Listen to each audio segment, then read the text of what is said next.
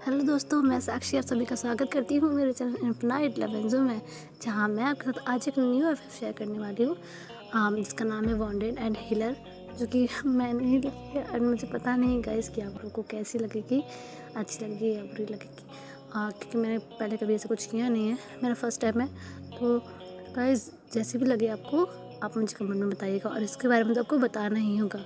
इसका रिव्यू जानना मेरे लिए बहुत ज़रूरी है, ताकि अगर कुछ कमी है तो मैं उसे बेहतर कर सकूँ, मेरी कुछ गलतियाँ हैं तो मैं उन्हें सुधार सकूँ। एंड इसी के साथ अब कहानी की तरफ बढ़ते हैं। कहानी की शुरुआत में हमें एक कमरा दिखाया जाता है जहाँ पर बहुत अंधेरा हो रखा होता है, बहुत ज़्यादा अंधेरा हुआ होता है। और वहाँ कमरे के कोने में एक लड़का खुद को ही हक करके बैठा हुआ होता है और रो रहा होता है। वो कहता है, मुझे जाने दीजिए, मुझे जाने दीजिए प्लीज़, कोई है, प्लीज़ हेल्प मी, मैं यहाँ फंस गया हूँ, प्लीज़ मुझे बचाइए यहाँ से, मुझे जाने दीजिए, कोई तो है, मेरी बात सुनो, मेरी हेल्प करो, मुझे नहीं रहना है यहाँ पे, मुझे नहीं रहना, मुझे जाने दीजिए प्लीज़। और वो ना एक पर्टिकुलर जगह को देखकर बहुत डर रहा होता है। कमरे में एक जगह होती है, हमें नहीं दिखाया था वहाँ क्या है, पर वो लड़का बहुत डर रहा होता है जगह को देखकर। वो लड़का फिर से कहता है, मैं विनती करता हूँ, मुझे जाने दीजिए यहाँ से, प्लीज़ मैंने किसी का क्या बिगाड़ा है यहाँ पे, प्लीज़ मुझे जाने दीजिए, प्लीज़ मुझे जाने दीजिए। वो ऐसा बोल ही रहा होता है, तभी उस कमरे का दरवाज़ा खुलता है और कुछ लोग वहाँ पे आते हैं।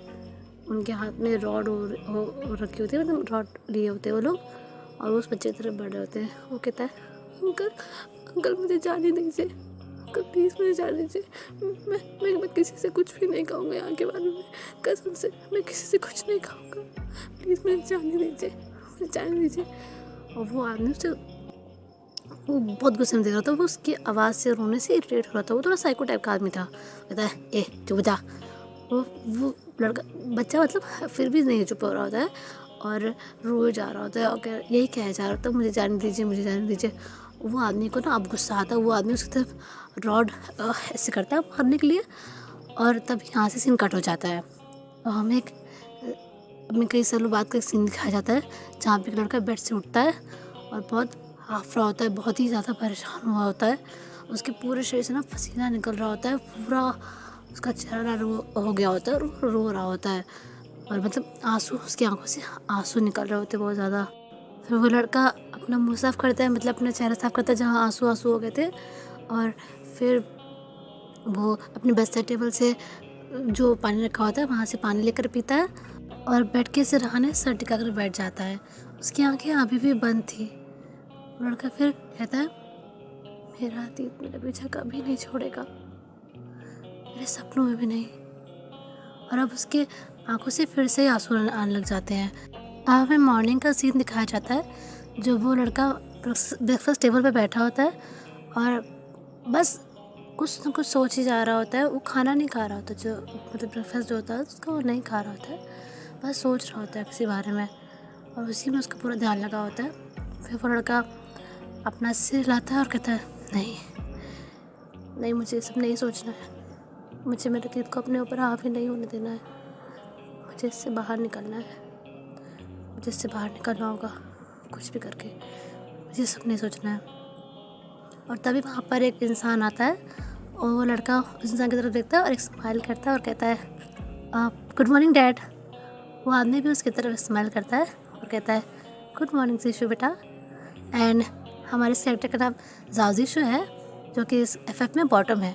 और मिस्टर साहब जीशु के सामने वाली सीट पर जाकर बैठ जाते हैं, मतलब चेयर पे बैठ जाते हैं।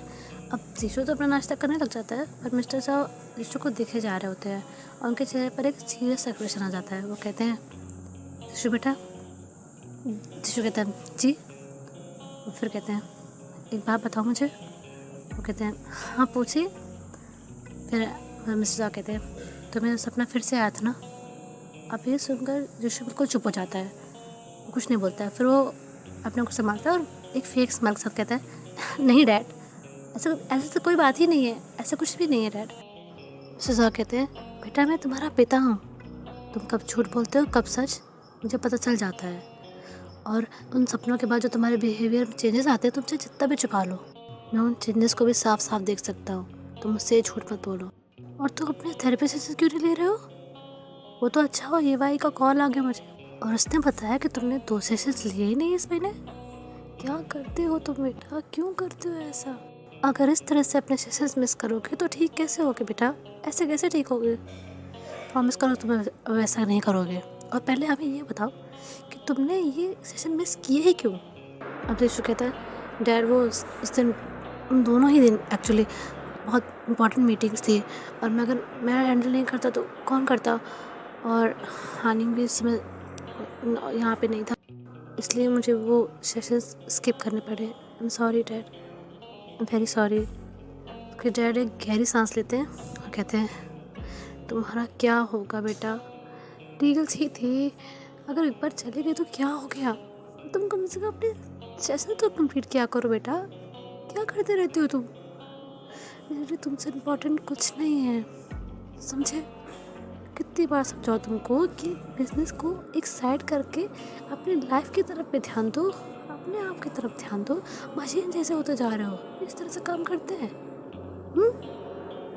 और हाँ, अच्छा हो तुमने मुझे याद दिला दिया आनिंग के बारे में।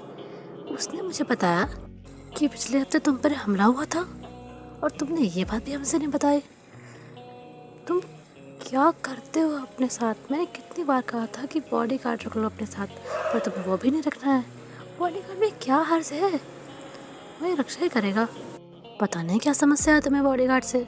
विशु कहता है डैड मैं थेरेपी सेशन के लिए तैयार हूँ ना, मैं एक भी स्किप नहीं करूँगा, पक्का मैं स्किप नहीं करूँगा, पर बॉडी गार्ड नहीं। मैं अपनी रक्षा खुद कर सकता हूँ और मैं अच्छे से करूँगा। उसे तो पता नहीं मेरी किस्मत ही ख़राब थी ऐसा लग रहा था, पर मैं अपनी रक्षा कर सकता हूँ डैड, प्लीज़ मैं अगली बार से ध्यान रखूँगा। मुझे बॉडी गार्ड नहीं चाहिए, कसम से प्लीज़ मुझे नहीं चाहिए बॉडी गार्ड। मुझे साहब कहते हैं हमें पता है तुम अपनी रक्षा कर सकते हो बेटा, हमें पता है, पर इन केस कुछ हो जाए तो, तुमको कुछ हो गया तो हम लोग क्या करेंगे? हाँ नहीं, उस पर तुम फालतू में गुस्सा मत करना, वो तो बेचारा बता भी नहीं रहा था, मैंने उससे पूछा था। पर तुम प्लीज़ बॉडी गार्ड के लिए अब हाँ कर दो। इनफैक्ट तुम्हें हाँ करने की ज़रूरत ही नहीं है, मैंने उसे खुद ही हायर कर लिया है, उसका बायोडाटा भी तुम्हें सेंड कर दिया है और आज से वो तुम्हारे साथ रहेगा हर समय, ऑफिस में तुम्हारा असिस्टेंट बनकर और वैसे तुम्हारा बॉडी गार्ड बनकर, ठीक है? अब विशु कहता है डैड अगर आपने चुन ही लिया तो मुझे बायोडाटा क्यों भेजा है आपने? फिर आपने चुना तो सही होगा। तभी वहाँ मिसेस जाओ की एंट्री होती है और मैं आपको बता दूँ कि मिसेस जाओ हाफ इंडियन और हाफ चाइनीज़ है। एक्चुअली वो इंडियन ही है, पर उनकी शादी चाइना में हुई है मिस्टर जाओ से। उनका नाम है नंदिनी। मिसेस जाओ कहती हैं सही नहीं बेस्ट है, मैंने देखा है उसे, मैंने ही उसका इंटरव्यू लिया था और वो बहुत अच्छा है, पता है उसकी स्किल्स जो मार्शल आर्ट्स की वो ऑसम है और वो बहुत खूबसूरत भी है। अब ये सुनकर मिसेस अपने चेहरा बनाते हैं, मतलब ऐसे आंखें बनाया जाते वो करते हैं तुम भी ना, तो कहती है अच्छा सॉरी। मैं कह रही थी कि वो बहुत ही लायक है, मुझे लगता है कि बेस्ट रहेगा तुम्हारे लिए बॉडी गार्ड के लिए। अब ये सुनकर वो सब लोग हंसने लग जाते हैं और उससे कहता है ठीक है अब मेरा हो गया, मैं चलता हूँ ऑफिस। और वो जाने वाला होता है तभी मिसेस जाओ कहते हैं उससे आप सुनो, तुम्हारे बॉडी गार्ड को ना मैंने तुम्हें ऑफिस से ही भेज दिया है, वो थोड़ी देर में वहाँ पहुँच जाएगा, मतलब तुमसे तो लेट ही पहुँचेगा क्योंकि वो थोड़ा दूर रहता है, सो थोड़ी देर में वो वहाँ पहुँच जाएगा तुम्हारे ऑफिस, ठीक है? और हाँ आज से वो यही हमारे साथ रहेगा। ये सुनकर उनके पापा की तरफ देखता है और फिर कहता है जैसी आपकी इच्छा, और बोल के चला जाता है। एंड अब मैं कुछ चीज़ें आपको जायशु के बारे में बता दूँ। जायशु के पापा की एक बहुत बड़ी परफ्यूम की कंपनी है, एंड्रिक परफ्यूम की, वो काफ़ी फेमस है, मतलब चाइना में बहुत ही फेमस कंपनी है और वो काफ़ी रिचेस्ट लोग में भी आते हैं। और उन्हीं सब चीज़ों के कारण, क्योंकि बिजनेस में थोड़े टाइम पहले ही आया और उसने काफ़ी अच्छे से संभाल रखा है। वो इंटेलिजेंट है, स्मार्ट है, कैसे डील हैंडल करनी होती है उसे सब पता होता है। तो इसीलिए उसके किसी एनिमी ने उस पर हमले करवाए थे एक हफ्ते पहले, जिसमें उसे थोड़ी चोट आ गई थी। सो अब कहानी की तरफ बढ़ते हैं। अब साउदेशु ऑफिस पहुंच जाता है और वो वापस से अपने काम में लग जाता है और उसके दिमाग से ना निकल ही गया होता है कि वो बॉडी गार्ड आने वाला है उसके साथ काम करने के लिए। एंड अब हमें उस बिल्डिंग के बाहर का सीन दिखाया जाता है जहाँ एक लड़का खड़ा होता है और बिल्डिंग को देख रहा होता है और एक हल्की स्माइल होती है उसके चेहरे पर। वो कहता है आखिरकार मैं अपनी मंजिल तक आ ही गया। और फिर वो लड़का बिल्डिंग में एंटर करता है और सिक्योरिटी गार्ड से मतलब जो भी चेकिंग वेकिंग को करवाता है और बिल्डिंग की तरफ मतलब अंदर चला जाता है। फिर रिसेप्शनिस्ट से पूछता है कि जाओ जिशु का ऑफिस कहाँ है, और फिर वहाँ से वो ऑफिस तरफ निकलता है। और यहाँ जाओ जिशु काम कर करके अब थोड़ा थक गया होता है, तो वो थोड़ा बाहर वॉक के लिए जाता है कि उसकी फाइल सर्च चेक हो गई थी, तो वो बाहर वॉक के लिए जाने लग रहा होता है। और फिर वो अपना गेट खोलने वाला होता है, मतलब अंदर से खोलने वाला होता है, और जो लड़का बाहर था वो भी बाहर से गेट खोलने वाला होता है। अब उस लड़के ने बाहर से गेट का हैंडल तो पकड़ ही लिया था, और गेट अंदर से खुलने से उसका बैलेंस बिगड़ जाता है, वो डिसबैलेंस हो जाता है, और अंदर आते ही वो उसके ऊपर गिर जाता है। मतलब एक्सीडेंटली वो दोनों गले लग जाते हैं। उस लड़के का जो सिर था वो जाजू के कंधे पर था, उसका एक हाथ जाजू की कमर पर और दूसरा हाथ उसके फोर आर्म पर। वो दोनों ही बिल्कुल फ्रोज हो चुके होते हैं। फिर जब शिशु को थोड़ा समझ में आता है कि क्या हो रहा है, वो एकदम से उससे धक्का देता है और कहता है ये क्या बदतमीज़ी है, ये कौन सा तरीका है किसी के ऑफिस में एंटर करने का, हाँ। और वो लड़का थोड़ा सा डर जाता है इतना तेज आवाज़ सुनकर। वो कहता है मिस्टर साहब मुझे माफ़ कर दीजिएगा, मेरा ऐसा इरादा नहीं था, मैंने तो बस बाहर से उस गेट के हैंडल को पकड़ा था और अंदर से आपने उसे खोल लिया तो मैं डिसबैलेंस होकर आप पर गिर गया, आई एम सॉरी। अब ये सुनकर दर्शक को थोड़ा बुरा लगता है कि वो फालतू में उस लड़के पे चिल्ला गया। फिर दर्शक कहता है आई एम सॉरी, मैंने फालतू में तुम पर इतना चिल्ला दिया, आई एम वेरी सॉरी। वो इंसान एक स्माइल करता है, कहता है नहीं सर आप क्यों सॉरी बोल रहे हो, आपकी भी तो थोड़ी ना कोई गलती थी। और फिर जिसको उससे ऊपर से नीचे तक देखता है, वो कहता है आप एनवी के एडशूट के लिए आए क्या, डेविड ने बताया था कि कोई लड़का आने वाला है। अब ये सुनकर वो जो लड़का तो थोड़ा कन्फ्यूज हो जाता है, एडशूट नहीं, मैं आपका बॉडी गार्ड हूँ सर, मिस्टर साहब ने आपको बताया तो होगा ना। अब ये सुनकर विश्व से देखता कहता ये बॉडी गार्ड है, मन में कहता है।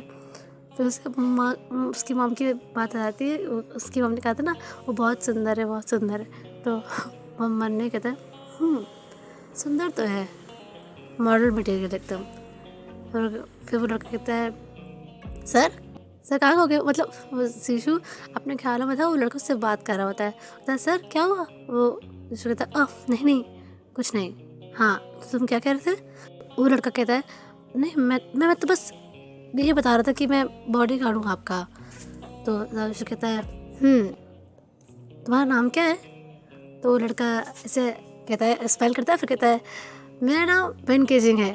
और ऐसे करके शिशु की तरफ हाथ बढ़ाता है, उसकी तरफ हाथ की तरफ देखता है और फिर से हाथ में कहता है जाओ दिशु। एंड फिलहाल के लिए इतना ही, मैं मिलती हूँ आपको नेक्स्ट चैप्टर में। तब तक के लिए वीडियो पसंद आया तो लाइक कर दीजिएगा, चैनल पर नया तो सब्सक्राइब कर दीजिएगा, वीडियो को शेयर कर दीजिएगा और कमेंट में जय वंशु लिख दीजिएगा। और गाइस आज प्लीज़ आपको बताना होगा कि FF कैसी लगी आपको, क्योंकि मुझे आपकी प्रतिक्रिया चाहिए इस FF को लेकर।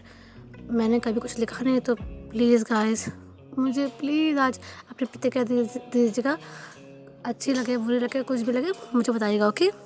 तब तक के लिए बाय, जय वंशु, और कमेंट में जय वंशु लिख दीजिएगा।